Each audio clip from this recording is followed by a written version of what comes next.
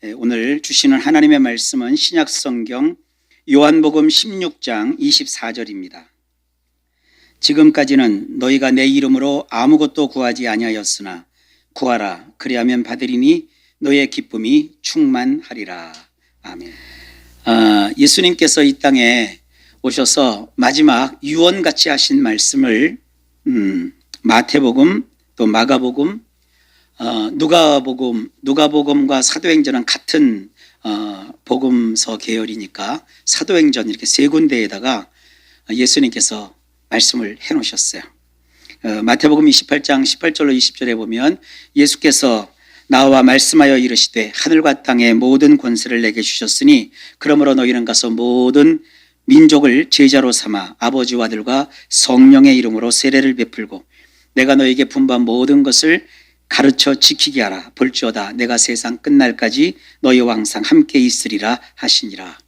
그리고 마가복음 16장 15절로 18절 말씀에는 또 이르시되 너희는 온 천하에 다니며 만민에게 복음을 전파하라.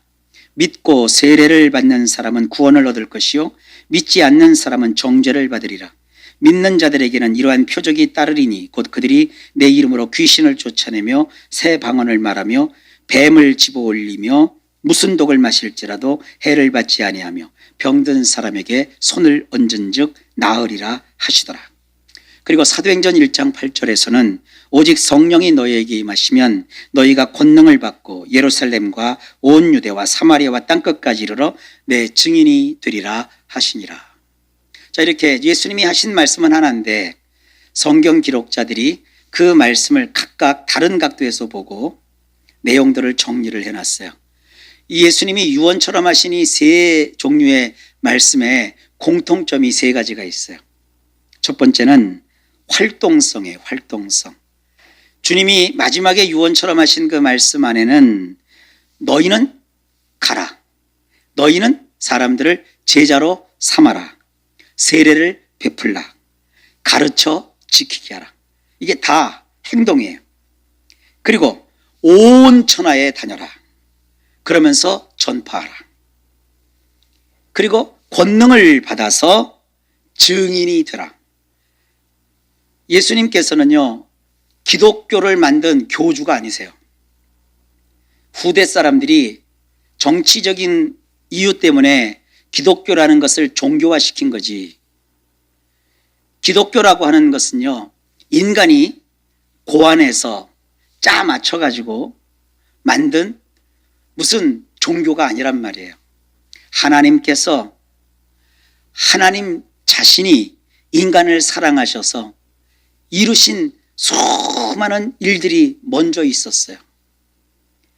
이스라엘이 먼저 중심적으로 그 혜택을 받아 누렸고 또 그 혜택을 받기 원하는 사람들이 이스라엘의 어떤 공동체 안으로 들어오기도 하고 그들이 보던 성경 말씀과 그 교훈을 따라서 그대로 살기도 했어요. 기독교라고 하는 그 종교가 있기 전부터 우리는 삶이라는 것이 있었어요. 우리의 신앙, 우리 그리스도인으로서의 이 삶은요, 행동이지 사상이나 철학이 아니에요. 기독교는 공부를 하기 위해서 모이는 게 아니에요.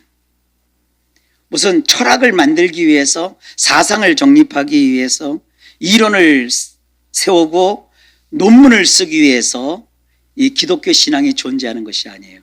그것은 주님이 명하신 이 활동성을 위해서, 활약을 위해서 성경 말씀도 필요하고 교리도 필요하고 신학도 필요하고 여러 가지 이론도 필요한 거예요.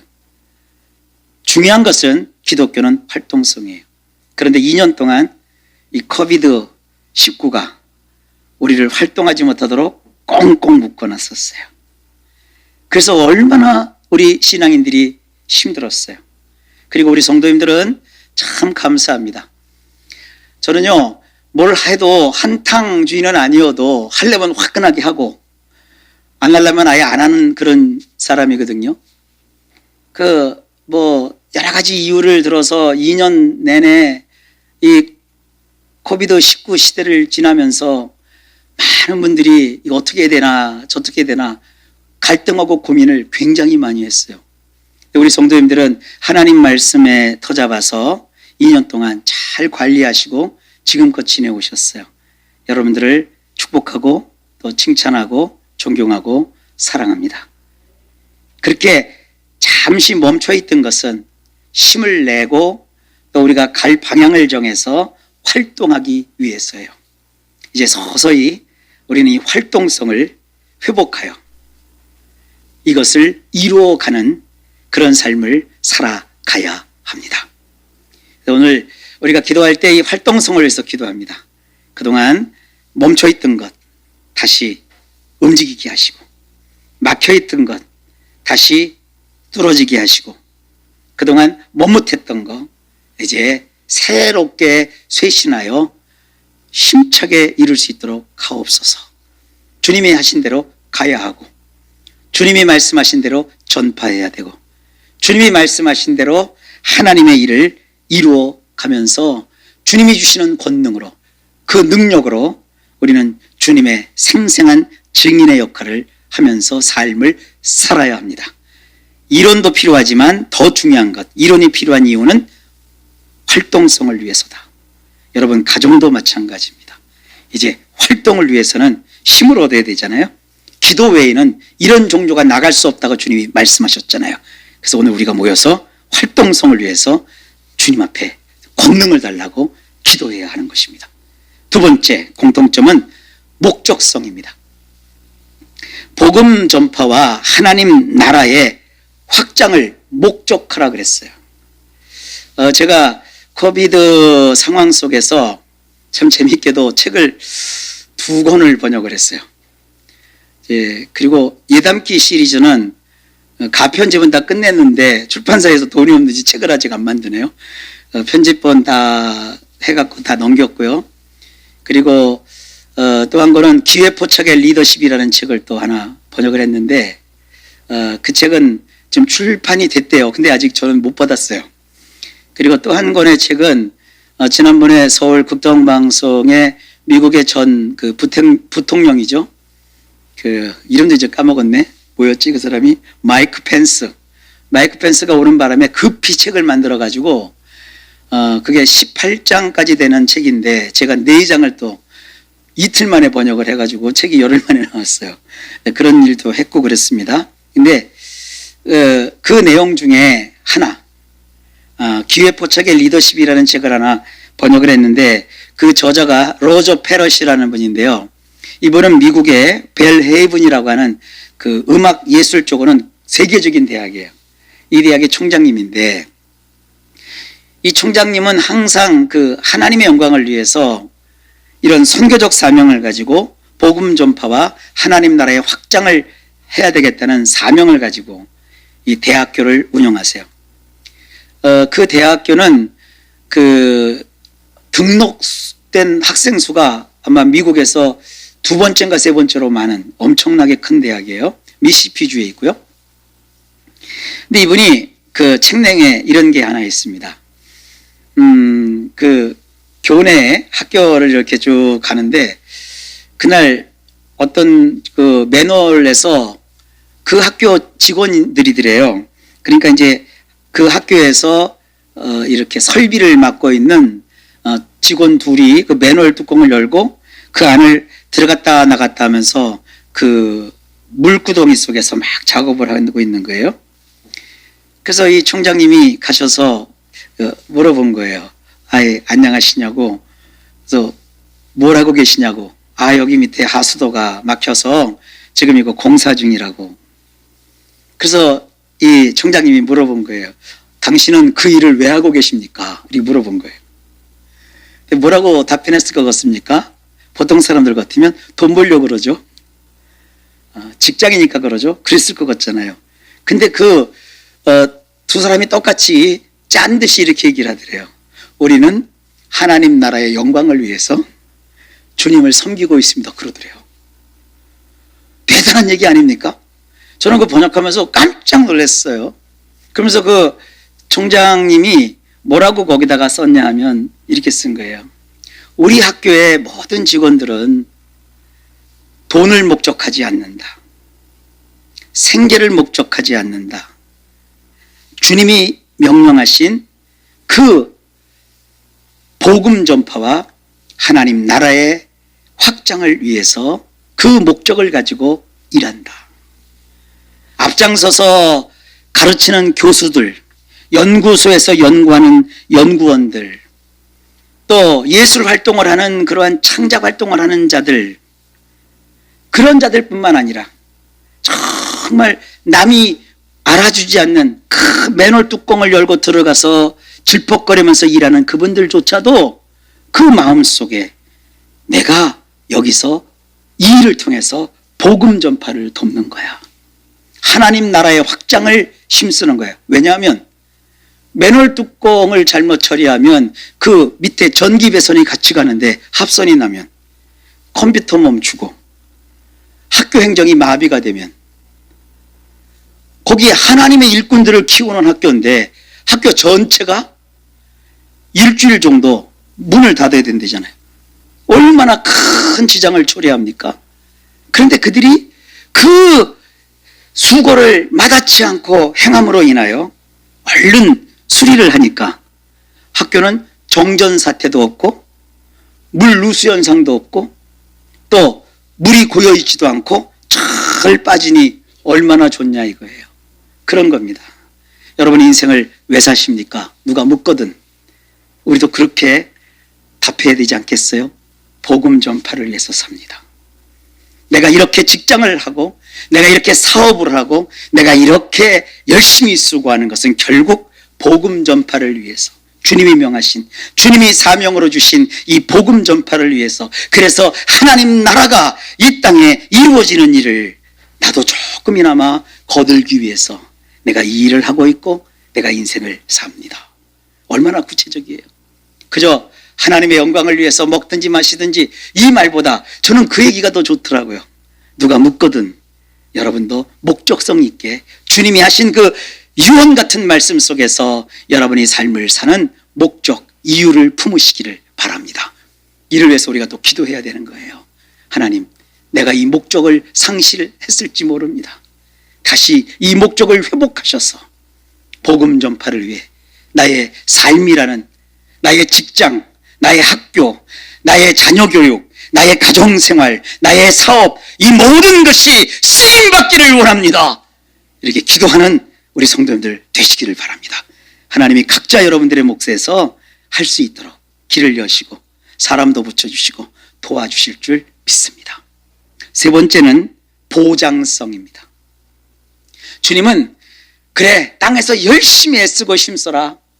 나중에 천국 오면 그때 내가 상 줄게 이렇게 말씀하지 않으셨어요. 물론 그 말씀도 하셨어요. 죽도록 충성하라. 그러면 내가 무슨 면류관을 너희에게 주리라. 그것도 하셨지만 이 땅에서도 농사하여 한 해에 100배를 걷고 1000배를 걷고 이 땅에서 우리가 수고하는 것마다 그때마다 하나님께서 우리의 몫을 안겨주시는 겁니다.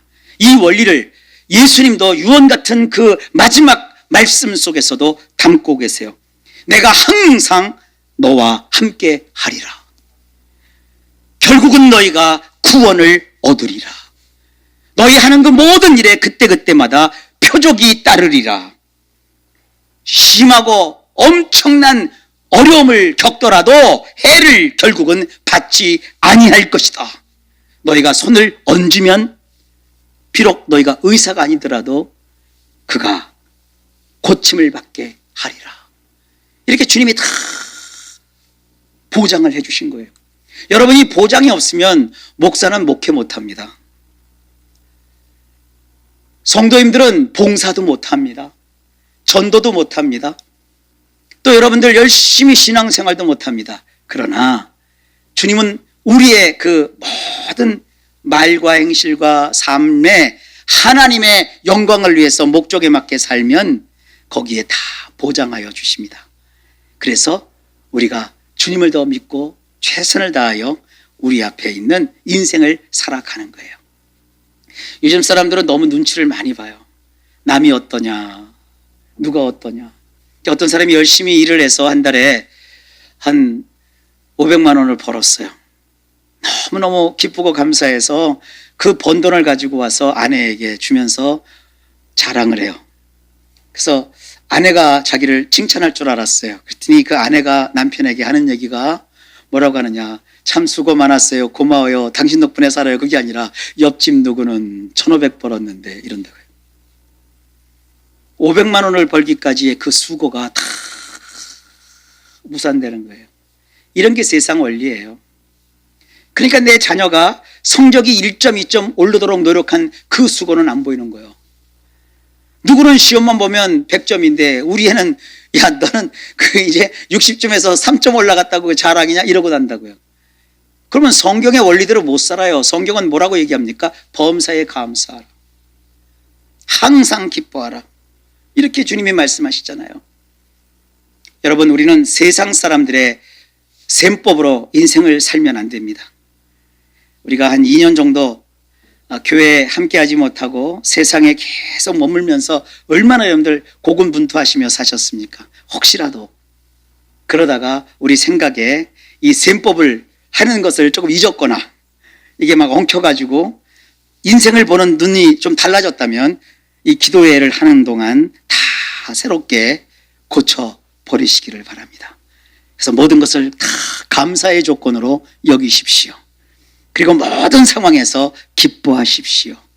그리고 심장이 멈추지 않듯 쉬지 않고 기도하는 그 패턴을 더욱 견고히 다지시기를 바랍니다. 이러면 하나님이 일하십니다. 오늘 본문이 말씀하고 있어요. 지금까지는 너희가 내 이름으로 아무것도 구하지 아니하였으나 구하라. 그리하면 받으리니. 그 뒷말이 중요해요. 너희의 기쁨이 충만하리라. 주님은요 우리 감정을 굉장히 소중히 여기세요. 몸의 질병은요 고치면 돼요.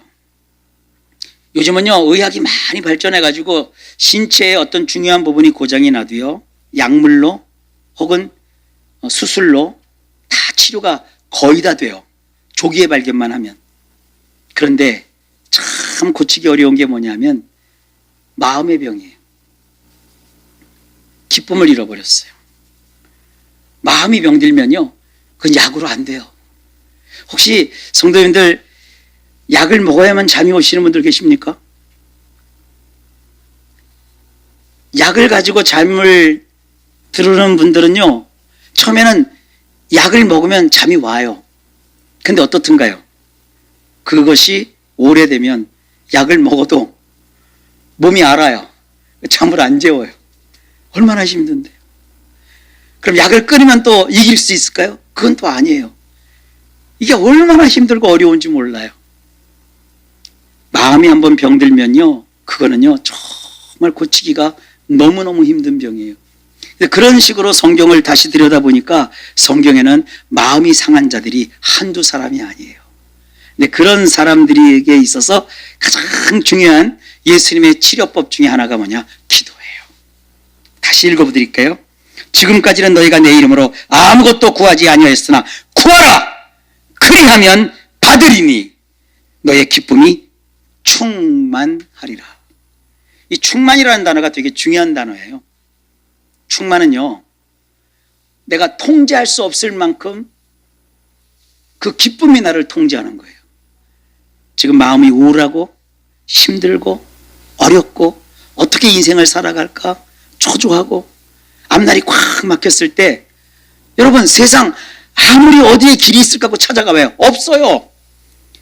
만나면 만날수록 좌절이 오고 겪으면 겪을수록 이 세상을 내가 어떻게 살아야 돼? 이렇게 된다고요. 근데 주님이 뭐라고 하냐면 구하라. 그리하면 기쁨이 충만해질 거다. 여러분 이번에 기도하는 요 짤막한 기간 동안에 기도하십시다. 그러면 어느 순간부터 주님이 나에게 충만하게 주시는 이 기쁨을 여러분이 느끼실 거예요. 이 좋은 기쁨이라는 단어가 화장품 회사가 갖다 써요. 카라. 여러분 카라 화장품 써보셨나요? 그 화장품 쓰면 얼굴이 예뻐지니까 기쁠 수도 있겠죠. 근데 기도는 그 값비싸고 좋은 화장품보다 더 여러분의 얼굴을 빛나게 하고 여러분의 삶을 행복하게 할 겁니다. 오늘 기도에 함께 동참하신 여러분 모두에게 주님의 크신 은혜가 넘치시기를 예수님의 이름으로 축복합니다. 너희가 욕심을 내어도 얻지 못하며 살인하며 시기하여도 능히 취하지 못함으로 다투고 싸우는도다. 너희가 얻지 못하면 구하지 아니하기 때문이라 그랬습니다. 오늘부터 우리 구하기 시작하면 하나님께서 일하실 줄 믿습니다. 기도합니다.